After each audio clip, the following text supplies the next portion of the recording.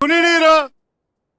मुझे ऐसे लगता है कि मोअज़्ज़ज़ अरकान ने फैसला किया है, आप सब ने फैसला किया है। तो नाज़रीन, पंजाब असम्बली का इजलास हुकूमत के लिए वबाले जान बन चुका है। बजट तो उन्होंने जैसे तैसे वहाँ पेश कर दिया, लेकिन पीटीआई ने वहाँ पर इस वक्त भी जो है वो सरापा एहतजाज हैं। उन्होंने असम्बली जो है वो सर पे उठा रखी है और आए दिन वो ऐवान को मछली बाजार बना रहे हैं। ऐसे में ऐवान की वहाँ जो कार्रवाई है वो चलाना स्पीकर के लिए कदरे मुश्किल हो गया है, क्योंकि पीटीआई ने शदीद वहाँ एहतजाज का सिलसिला अपना रखा है और बजट पर जो तकरीरें हैं उस पर भी उनको शदीद एहतजाज कर रहे हैं और वहाँ पर जो हुकूमती वज़ीर हैं उनको शदीद मुश्किलात का सामना है। ऐसे में आज एक मरतबा फिर वहाँ पीटीआई ने शदीद अपना एहतजाज किया। इस मौके पर स्पीकर ये भी कहते पाए गए कि इस तरह आप चाहते हैं कि असम्बली कार्रवाई ना चले, ये आपका एक हथकंडा है और आप लोग यही चाह रहे हैं कि ये ऐवान ना चले। इस मौके पर वहाँ हुकूमत की तरफ से भी एक फस्तायत, बर्बरियत और यजीदियत दी गई कि वहाँ पर जब बारी आई अपोजिशन की बातचीत करने की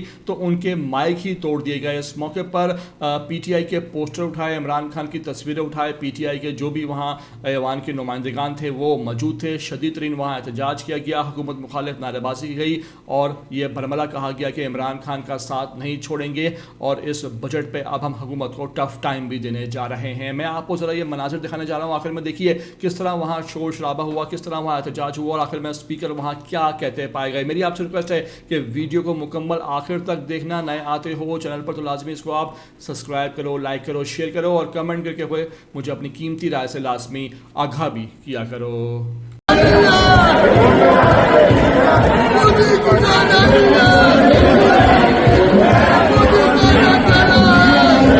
सुन ही नहीं रहा।